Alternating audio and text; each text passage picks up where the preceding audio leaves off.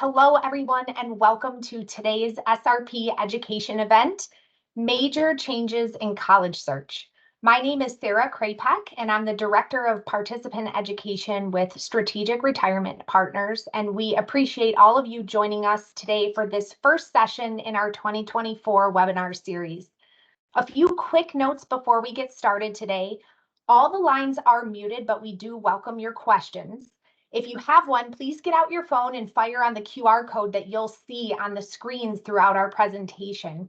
That will take you to an online form where you can easily type your question.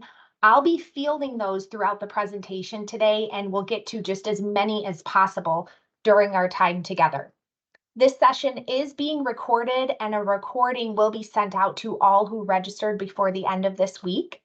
And with that said, I'm pleased to introduce our presenter for today, Cozy Whitman. As education and partnership leader at College Inside Track, Cozy speaks nationally about college search, educating other professionals who work with families with high schoolers. College search has been increasingly more complex, and she is passionate about dispelling the myths that cost families money.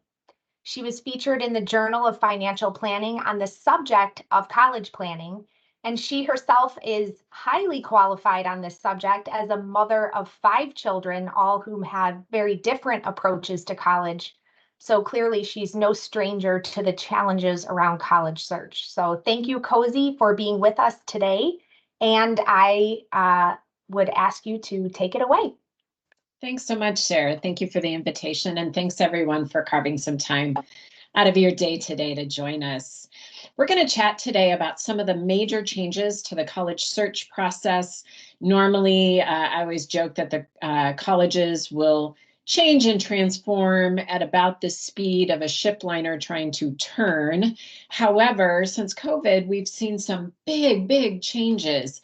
There have been Supreme Court ruling changes, there have been testing changes. And so what I want to do today is talk a little bit about the changes that you should anticipate as your high school student starts to do this search. A little bit about us. College Inside Track has been helping families navigate the college search process for 17 years. Our goal is always the same. We want to make sure that students find right fit schools for their student. And the goal here is that it is the right academic fit for their student, the right social fit for their student, and ultimately that the college choices fall in the family budget, so the right financial fit for the family.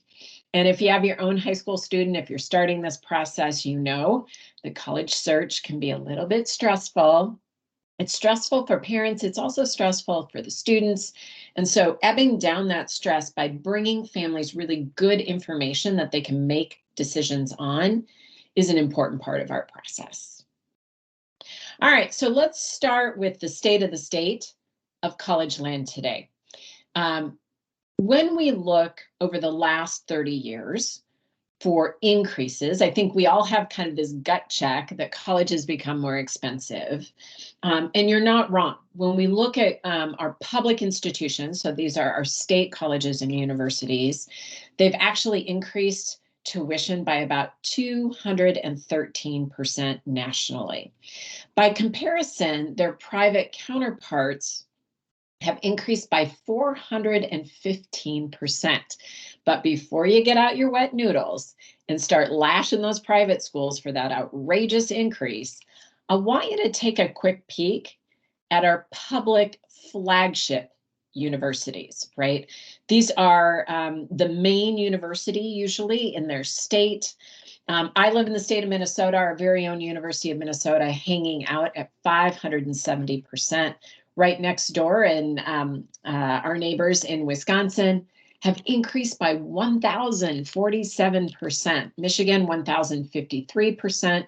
What we see when we look at our flagship schools, on average, those schools have increased their tuitions in the last 30 years by well over 600%. So outpacing their public peers and outpacing even those private colleges. Highest I've found so far, University of Connecticut at 1,300%. All right, I want to give you a little state of the state of college land today.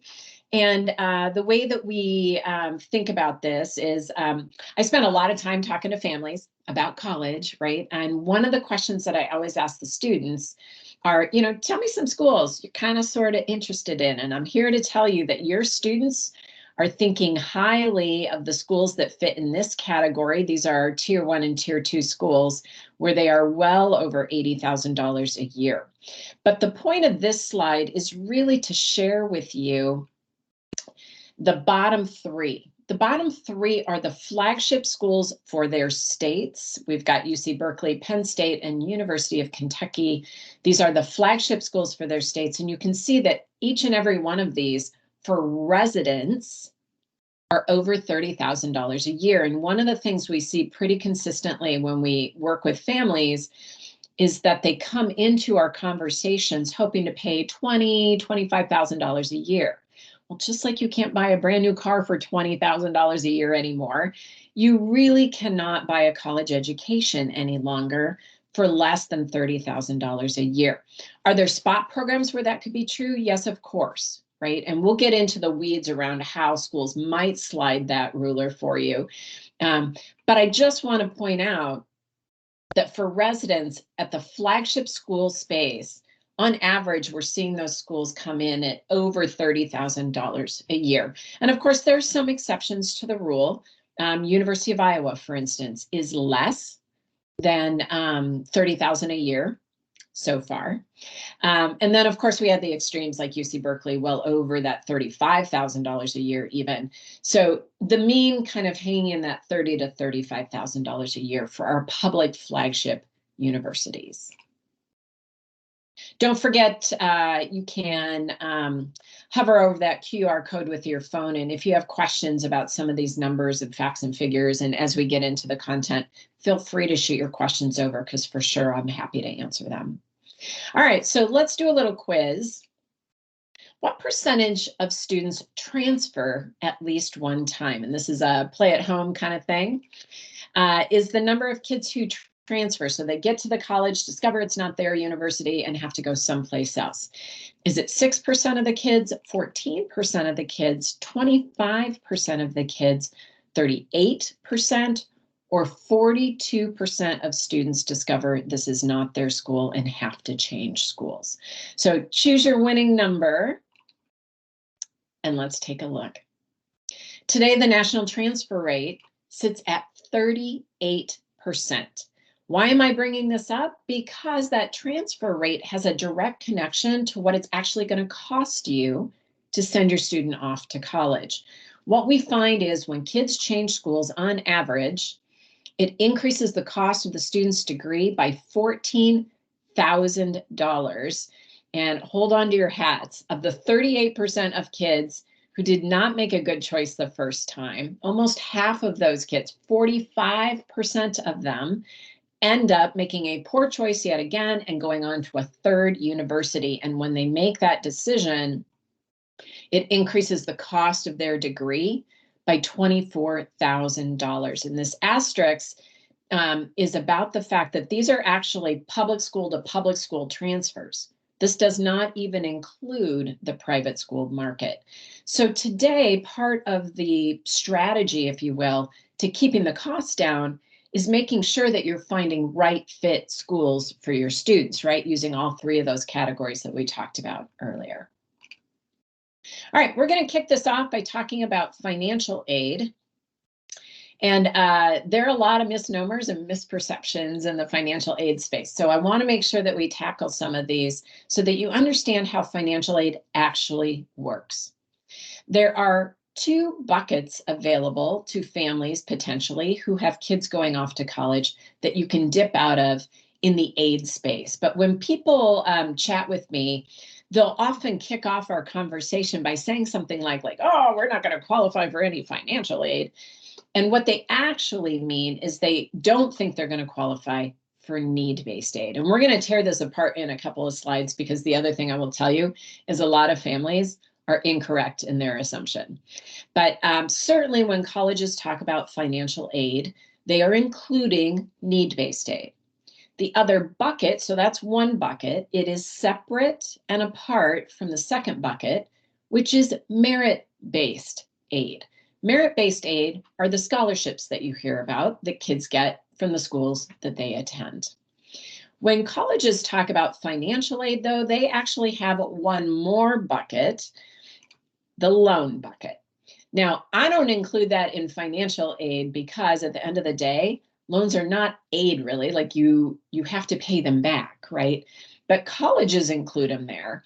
So when you go out to a college website and it says the average student on our campus pays X, you have to know that that average student is someone who is getting need-based aid, some merit-based scholarships, and has taken out loans. And so if you don't fit that profile, guess what? The number they're sharing with you is irrelevant. It has no bearing on what your student will actually pay. So let's start with the first bucket, that need-based bucket, and let's break down some of the misperceptions around need-based aid. Need-based aid is determined by the outcome of financial aid forms. Most commonly you see two. Most of you are familiar with the first. It's been in the news nonstop for the last 3 months. It is the FAFSA, of course. Some schools, though, use a secondary profile called the CSS profile, and then some schools actually use their own financial aid form that they've created. When you fill out these forms, the forms will spit out a number called the Student Aid Index. The Student Aid Index is the school's perception of just how needy your family is or is not. And so I want to start with, we're going to have 4 tips today. This is our first one. I want you to understand how the FAFSA actually impacts the cost of college, because there's a ton of misperception around what the FAFSA does and what you might use it for. So on your FAFSA, 2 parties get assessed for affordability for college. The first group are parents. So if you're a parent of a student who is going off to college, the FAFSA wants you to include your information. Your information is a key component to the formula.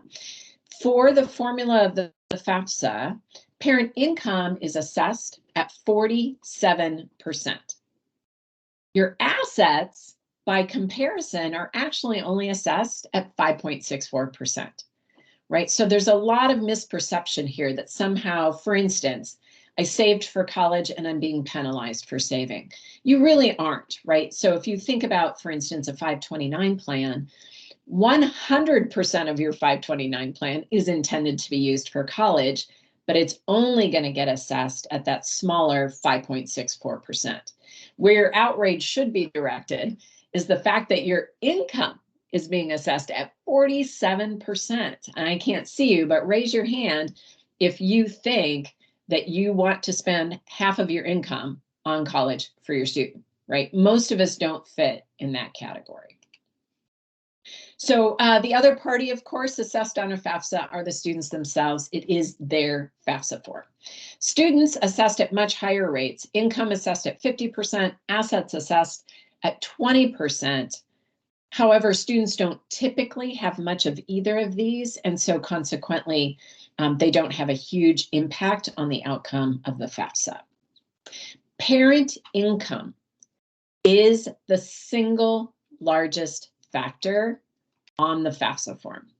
It is the thing that usually, for the vast majority of families, makes the biggest impact on the outcome. But I know you guys, I know you because I've presented hundreds and hundreds and hundreds of times. You're already starting to do some mental gymnastics in your head, right? What if we moved this here? What if we did this here?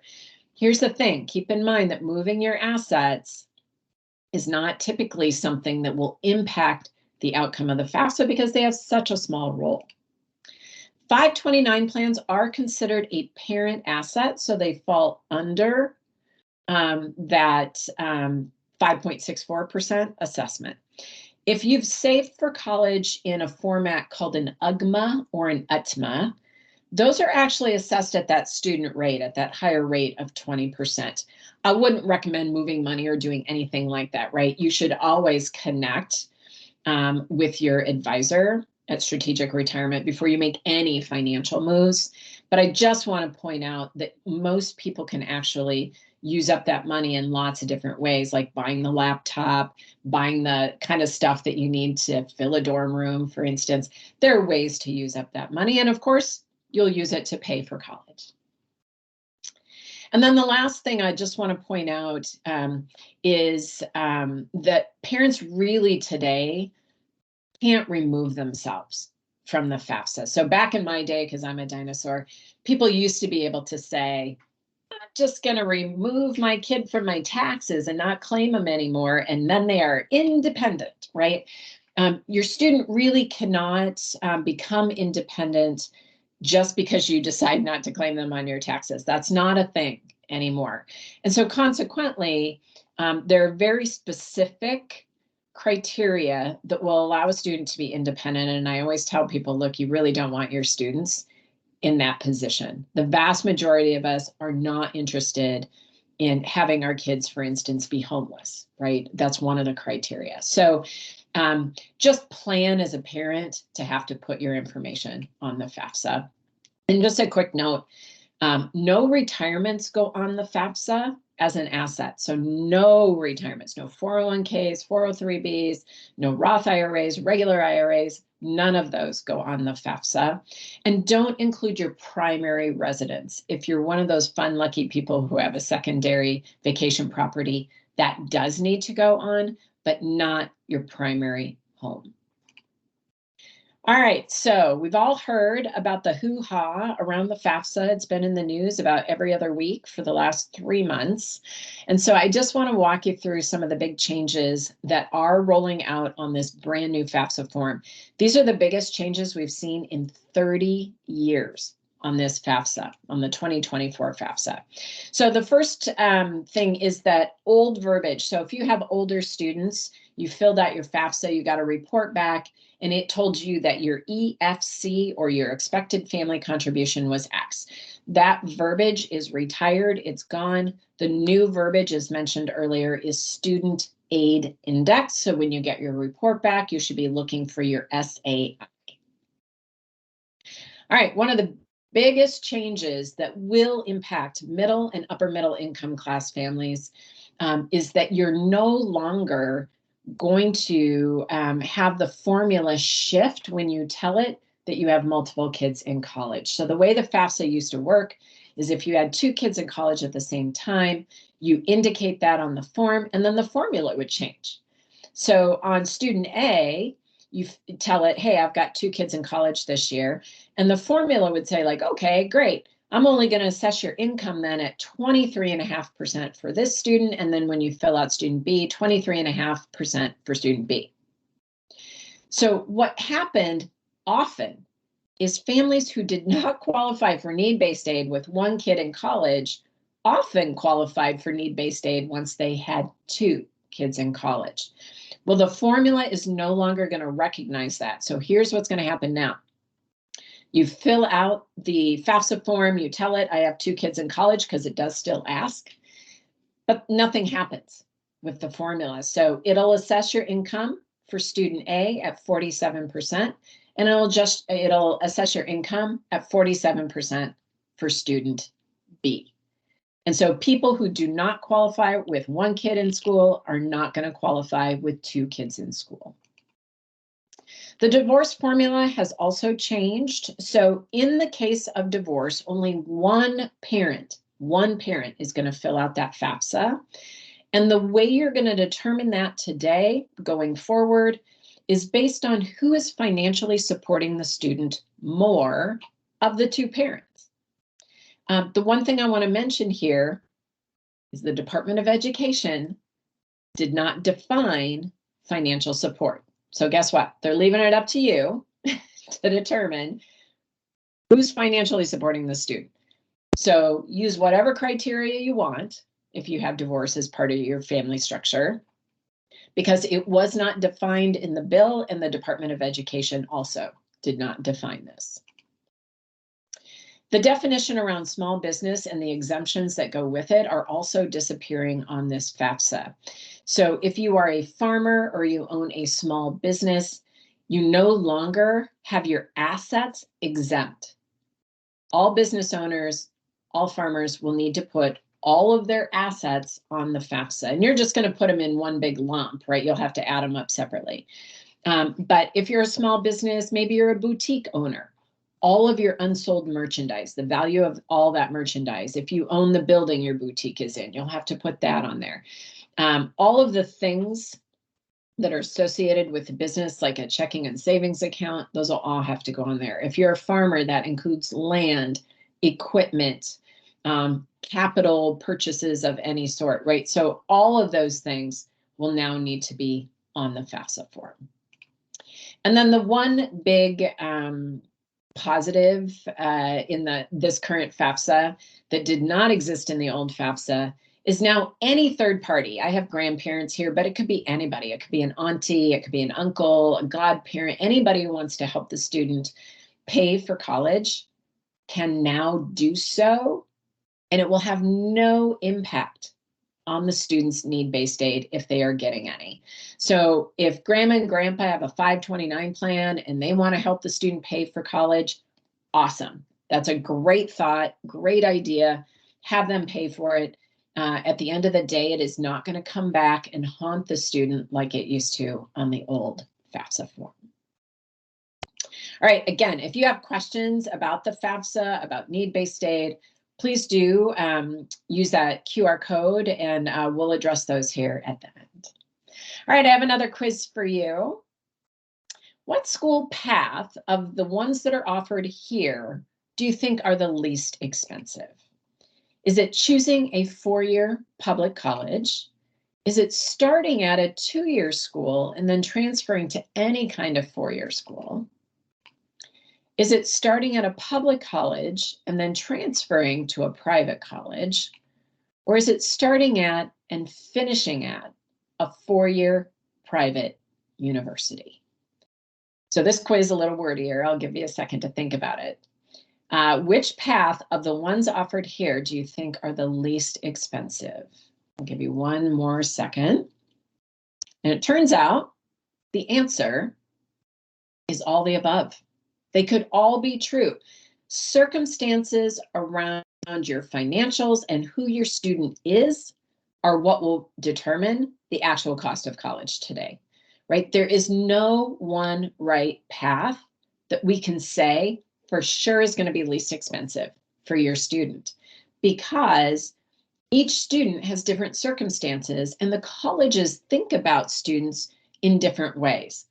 The one thing I want to point out, though, is often if you go, right, we talked about this earlier, if you go from one school to another school, it increases the cost of your degree.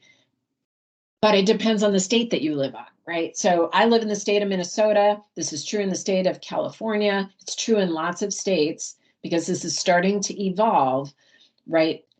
There are relationships between the two-year community colleges and the state colleges in their states. And so it could be, if you live in one of those states, that your best path is two-year and transfer. For other states, that's not the best path because there's no relationship built there and you'll end up double paying. We also know that kids who transfer schools often are still in school in year 5. And so you're still paying for college and not earning yet, right? So there are lots of reasons that transitioning increases the cost of college. So if you can avoid that, that will be your best bet, but not in all cases. So that's why today it's important to just ditch your old thinking. Old thinking said public schools are inexpensive, private schools are expensive, so we're just going to stick with the publics. Here's the deal. If you're thinking about college that way today, you are automatically cutting yourselves off from your best deals. That was my, I will tell you candidly, before I worked for College Inside Track, because I used to be a client, that was my thought, right? I told my kids, I don't care where you go as long as you stay in the state of Minnesota and go to a state school, because I just assumed that was going to be our least expensive option.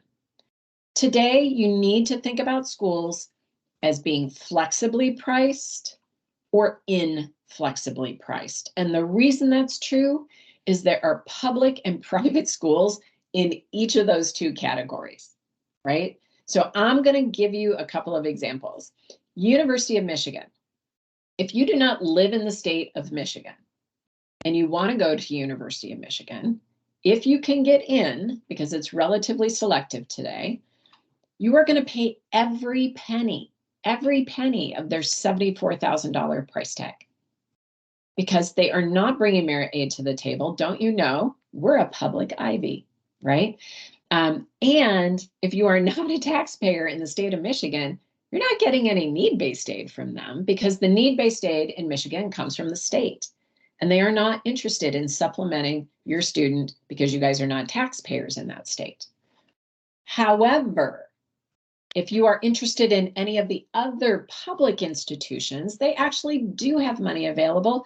And actually, some of them don't even charge out of state. If you want to go to Eastern Michigan, Northern Michigan, Western Michigan, Oakland, any of those public institutions in the state of Michigan, none of them charge out of state tuition. Everybody goes for in-state prices. And there are little spot programs like that all over the country. In the private space, we've got the exact same thing happening, although it's driven often by acceptance rate of the school. So when we look at my kids, Sarah mentioned that we have 5. One of my kids didn't go to college, so I'm not a college bigot. I don't think everybody needs to go. One was a very non-traditional search. She was a sports search. But the rest of them, the other 3, one went to our local flagship school, University of Minnesota. One of my kids went to Drake University, which is a private school. And one of my kids went to University of Missouri, Kansas City, an out-of-state state school. The most expensive school of those 3 was the University of Minnesota, our very own flagship school. The next, right in the middle, was University of Missouri, Kansas City, but they were $8,000 less than our public flagship school. And then the least expensive on the list was the private school. They came in at $10,000 less than the University of Minnesota. So it's time to evolve your thinking. You've got to change the way that you think if price is important to you as a family. So let's talk about scholarships, because even families that I meet with who plan to just cash flow college, right? They've earned well or they've saved well. Even those families will mention to me, like, yeah, we can pretty much pay for whichever college they want to go to. But boy, if you could find us scholarships, right? So scholarships are an important part of this process. So I want to cue you in to where they actually hang out. It turns out today that the biggest scholarships that will actually change the price of college for you are at the schools themselves, right? So aligning your list with fit, academic fit, social fit, financial fit, is an important part to bringing down the price of college. So looking for schools where they look at your student and say, I would love to have that student on my campus, and they will bring scholarship dollars to the table. When the colleges give away money, they literally give it away in the tens of thousands of dollars, right? Our class of 2023 garnered more than $25 million in scholarships from the colleges they applied to. This is your magic bucket, right? When I meet with parents, they're always looking for the magic bucket. Where do we find scholarships? Where do we find scholarships? But they're always looking in the wrong places. The colleges are the magic bucket. And when colleges give away money, they give it away for 4 years. Number 2 on the list are the colleges themselves again, right? So colleges, number 1 and number 2. So this round, though, comes a little bit later. The college acceptance area is where there is a lot more money hanging out, waiting for you to just go capture it, right? So what'll happen is your student gets accepted. They get an email that says, congrats, you're a bear, a beaver, a gopher, a duck, or some other woodland creature. And in that email, there's a link to additional scholarship dollars. Kids miss this money all the time because they are not good email readers yet, right? I always joke that if the colleges would send these links by text, they'd get it like that, right? But they don't. They send it because they are businesses. They send it via email. And so it's important for kids to be watching for this. And again, when the colleges give away money, they do traditionally give enough to make a difference. It lasts all 4 years. Sometimes your student needs to have some criteria like a certain GPA and they have to be a full-time student. Local scholarships would be number 3, but you'll notice, right, our pyramid is getting smaller. It's getting smaller because these local scholarships are not as big. They're usually one-shot deals. So you get them once and then they go away. You don't get them a second year or a third year. These also tend to be smaller, right? Congrats, you won $200. Here's $400. You might manage to garner $1,400. If you're going off to a school that's $30,000 a year, $1,400, bought you books, right? So that's why it's number 3 on the list. Should your students bother with these? Sure, right? It's books you didn't have to buy. So should they do them? Of course. Are they going to dramatically change the cost of college for you? No.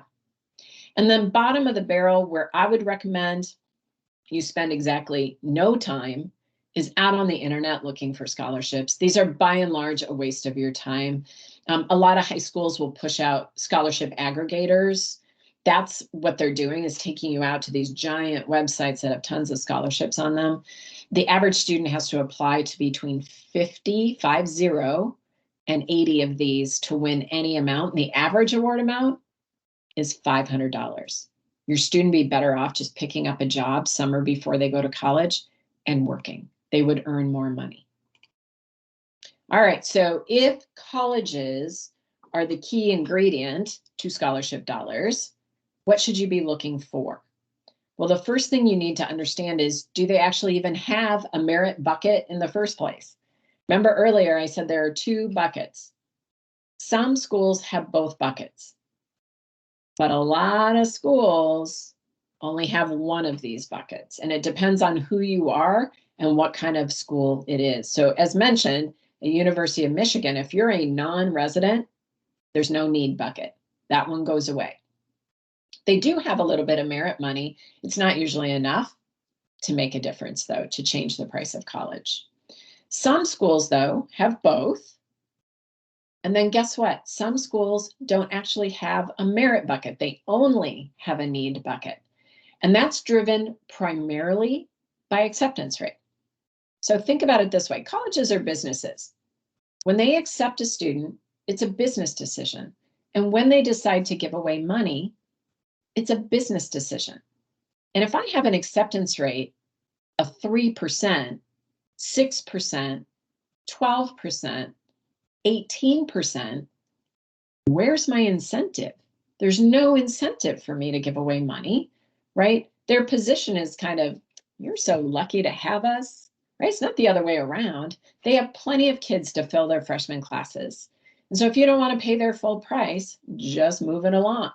Now, if you qualify for need-based aid at those schools, you'll get some need-based grants, or sometimes they call them scholarships. But there are no merit scholarship dollars for your very smart, very interesting student. So once you know if the school's going to give away merit aid, what are they thinking about? Because remember, these are business decisions they're making.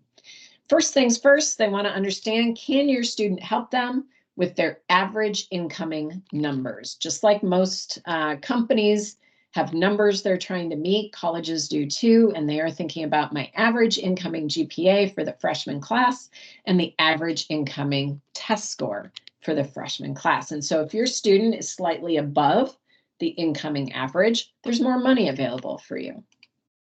Extracurricular talents matter, but not usually in the way that families think.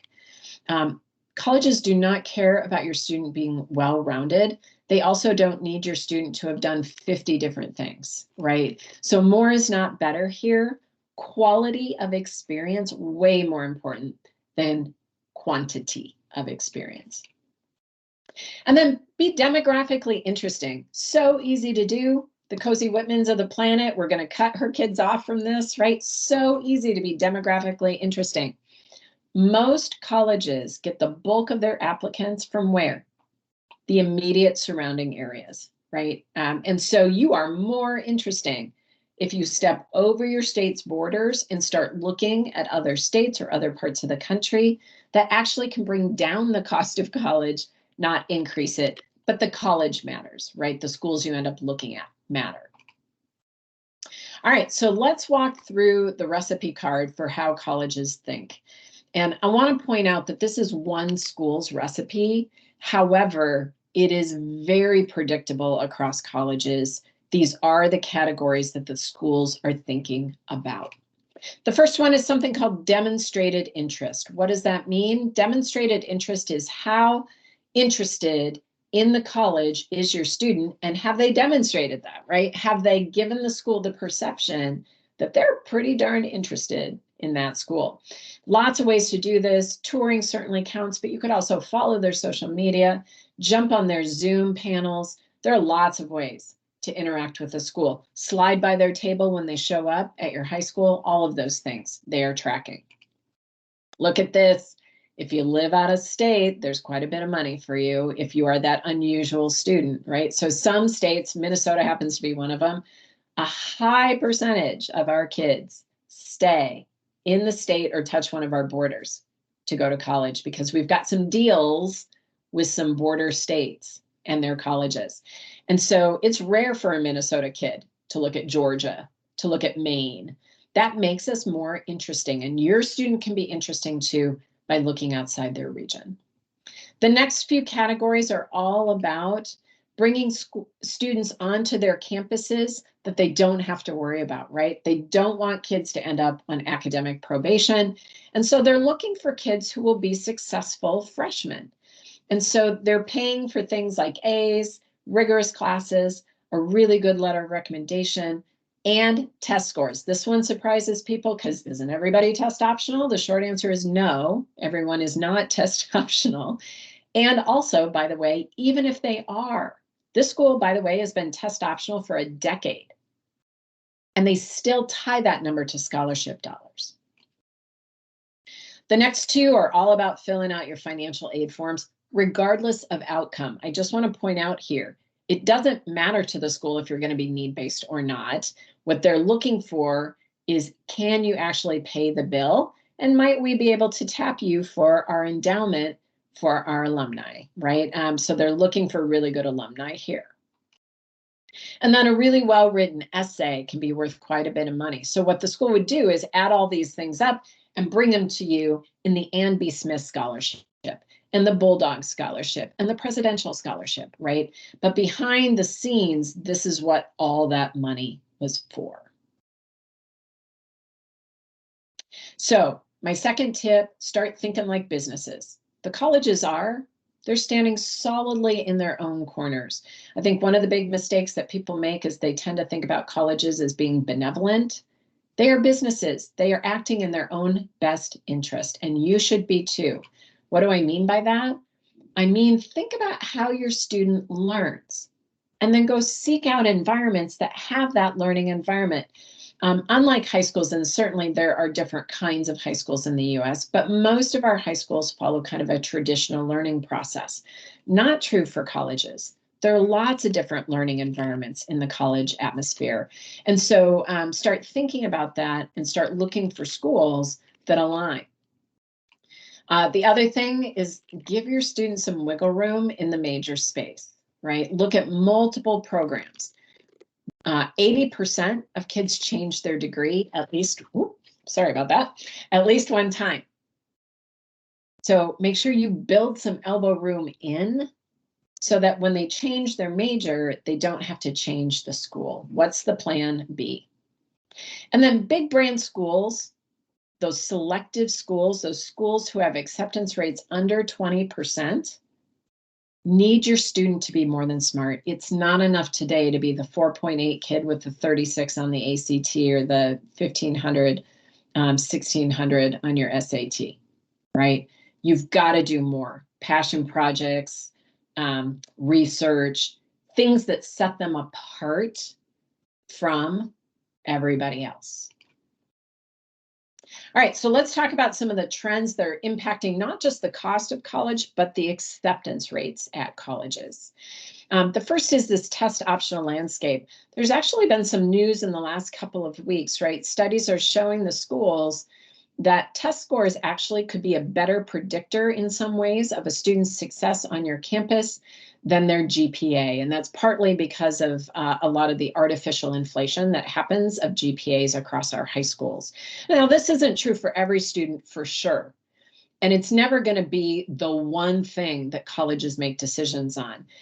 Having had one student in my life, I always joke, when you have 5 kids, you've had every kid, right? One of my kids was test anxious, right? It created a lot of anxiety, this test, because she knew how much was riding on it.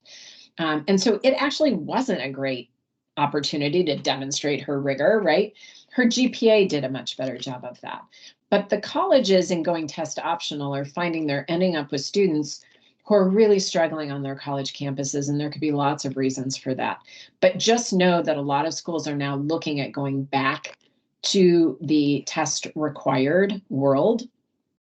The one thing I want to say about test optional is when the schools went test optional, guess what happened? They got a lot more applicants. And in some ways, it wasn't just the same kids applying to new schools. We actually saw new people enter the marketplace. We've seen a 30% increase nationally at college in application numbers. So all the people who think like the cliff is coming, I'm sure it will come because we're having less kids or fewer kids. But it's not tomorrow. So if you have a high school student, just know that test optional has driven escalating applications. Every time application numbers go up, acceptance rates come down, and it makes it harder for your student to get into the schools that they are applying to. As the application numbers went up, in Tier 1, we saw a 37% increase in application numbers. And in Tier 2 schools were schools where their normal acceptance rate was between 20 and 30%. Those schools have cut their acceptance rates in half. And so what we see are some of them shifting into the early decision mode. How does early decision increase the cost of college? Well, if you put all your eggs in a single basket, the colleges are not worried about losing you. Right? And so when you do that, guess what happens? They stop giving away money. They don't have to give you money because at the end of the day, they know you've already made the decision. You're coming. Right? So if you don't plan to pay full fare, which is what it looks like at many schools, then I wouldn't use early decision. I would use early action. But some schools, it pretty significantly increases the opportunity to get in. Wake Forest takes 58% right now of their freshman class out of early decision candidates.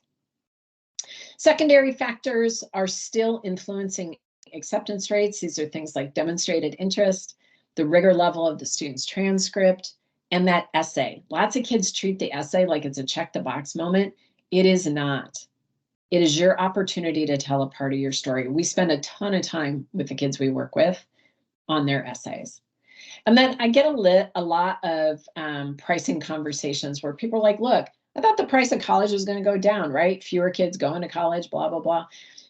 It turns out, at least in the moment, not true, right? So not only are we seeing scholarships disappear at those Tier 2s, and Tier 2 schools are all schools you would know, right? These are Boston College, BU, Northeastern, University of Miami, the Tulane, Case Western, Wake Forest. These are all names that you know. Those schools have actually increased their costs. On average, last year, we saw tuition go up by 8 to 16%. And at those Tier 1 and Tier 2s, scholarship dollars are just gone. They've disappeared because there's no need. With high application numbers, there just isn't a need to give away money. All right, so my third tip for you, make college selection more of a business decision. Whoop, we've got the slide in here twice. We don't need that one again. So my next tip would be create a family philosophy to pay for college. What do I mean by that? I mean, what is the 4-year game plan for paying for school? Have the budget assessed as a family. What do we plan to bring to the table? What do we want our student to bring to the table? If there's a third party, like a grandparent, find out how much they have saved so you guys can start to build a budget, right? And define expectations for people. I do family consultations. It's a big chunk of the work that I do. And my favorite part is where the family talks about how they want their student to have some skin in the game. And that is the first time the student is hearing that conversation, right? So talk about this early in the process so that everybody is on the same page. And one of the big mistakes that we see that people make is they go tour the Porsche, but what they really want to pay for is the Chevy Malibu. Right, so let's get everybody on the same page. Here's what we have to spend on a college education. You could spend it all in undergrad. You can spend some of it in undergrad, but some of it in grad school. Whatever your family philosophy is fine. There's no one right way to think about this. Every family is different, but start to have the conversation. So a little bit about us, and then we'll take those questions. College is an industry. They are thinking about their own self-interest, right? And so having someone sit on your side and help you really navigate this is an important part of the process today. So you can do this on your own, but lots of people incur costs along the way that they weren't expecting, and often leave money on the table. We do help families navigate the entirety of the college search, application, and acceptance process. When we work with families, that 38% transfer rate drops to less than 4%. We can ensure you get the best prices at your school, and maybe more importantly, that all the schools that make it to the list meet the family budget. And then this is my favorite thing we do. Sarah mentioned I have 5 kids, 4 are girls. They have all mastered the eyeball roll. And I never get to be the smartest person in the room, right? So we get to be that neutral third party that your kids have a tendency to listen to just a tiny bit better. So here's the coolest thing I want to do. I talk to families every single day. As soon as I hop off here, I actually have a family consultation. We're going to sit down for an hour. It's free of charge, and just answer your questions about college. Super fun. You're going to bring all the questions that you have around college, and then we're going to talk about those goal areas and how do you start to build criteria under them. I can give you some strategies to think about. If you're interested and want to know more about what the outcome of the FAFSA would be for you, that student aid index, I can do that. But we'll talk about then how to find schools that meet your budget, but also how to help your student think about academic fit and social fit. So a little bit of housekeeping. I have a QR code that we'll use here in a second. If you have a sophomore or junior, take advantage of that hour consultation. It's free. That QR code will take you to a Google form that you can use to fill out, and then my admin will reach out and get you on my calendar. Maybe you joined us, you've got a 9th grader, and you just wanted to see kind of what's coming down the path for me. Just to indicate that that's true, we'll reach out to you next year, right? Most freshmen are not ready to talk college. And then do follow us on Facebook. We put a ton of content. It's just College Inside Track on Facebook. Tons and tons of content out on our Facebook page. And then share us with people you know. If you joined us because you have a high schooler, it means you know other families who have a high schooler. So take advantage of that consultation. Just hover over that form, or excuse me, the QR code, and then request some time. It'll take you to a Google form that you can fill out. And then, like I said, we'll actively reach out to you and get you on the calendar. Sarah?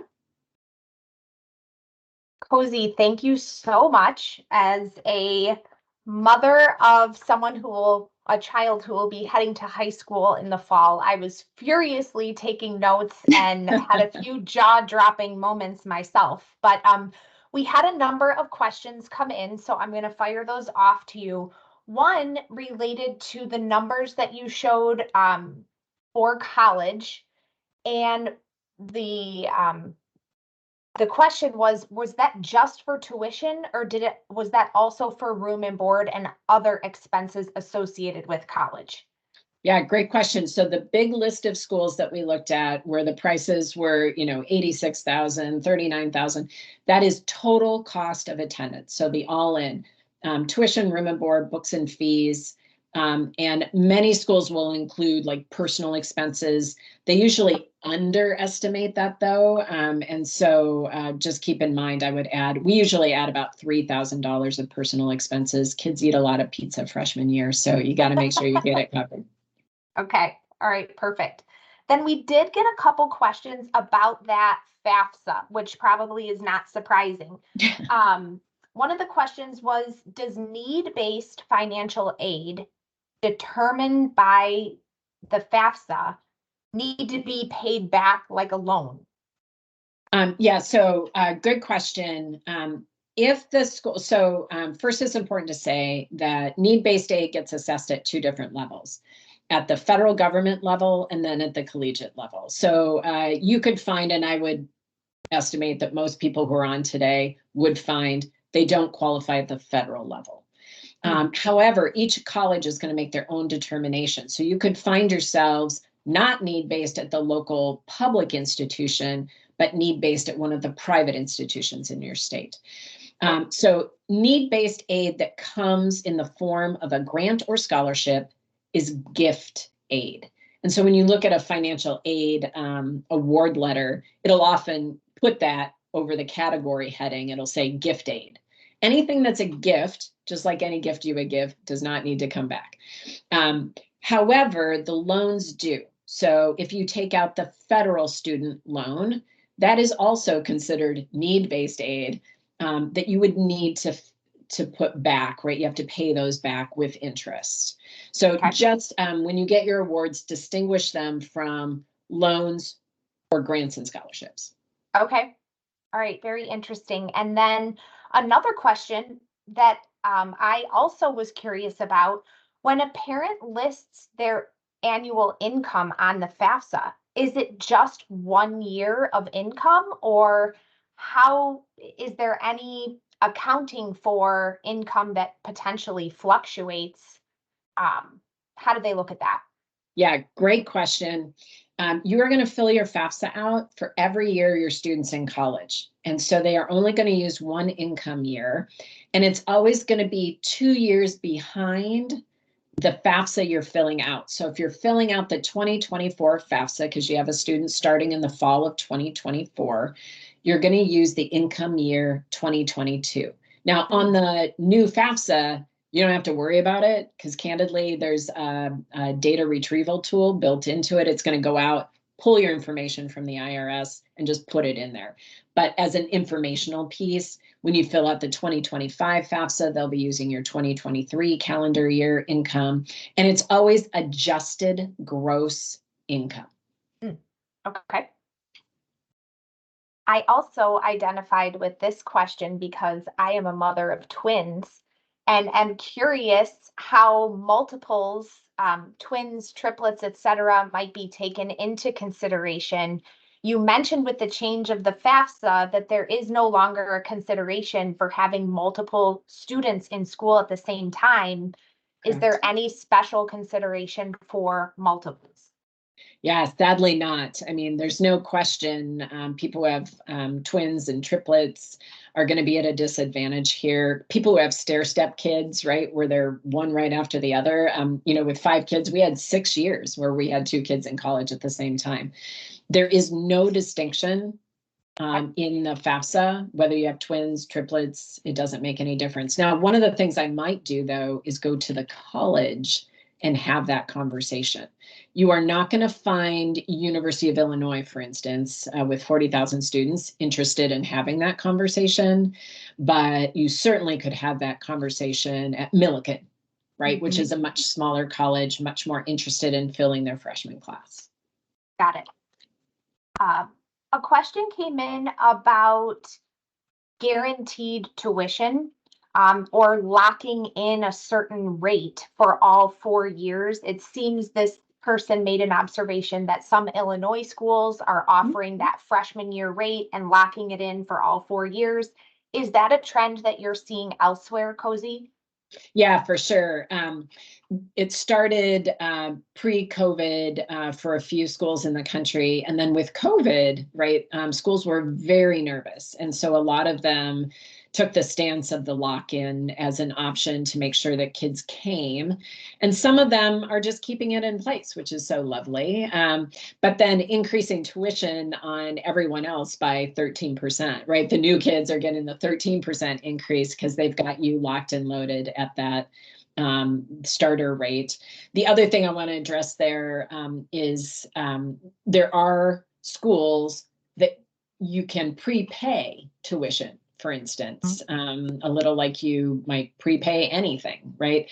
And so one of the things to just be careful about is the school actually a good fit for my student, right? Because at the end of the day, a lot of those prepay plans you start paying when your kid's in middle school. Well, who knows what they're going to do later, right? So just be careful about some of those. I like the guarantee, the frozen tuition plans better than that pre-play option. Okay, wonderful. Well, it looks like we've covered most of our questions for today, Awesome. and this was just an absolutely wonderfully informative session. Thank you so much for joining us today, Cozy. And I would encourage all of our listeners today to take advantage of that free consultation with Cozy and her team if you do have high schoolers who are approaching these monumental decisions.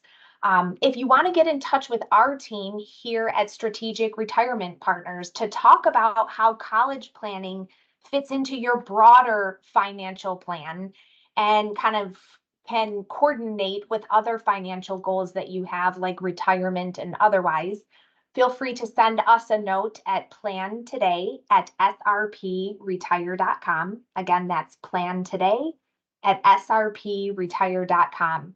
And then lastly, to close out, this session has been recorded and will be sent out to all who registered for the webinar today, so that if you want to listen again, take some additional notes, or share it with someone who you might think or who you think would benefit from this information, we encourage you to do that. So with that, I would say mark your calendar for May 14th.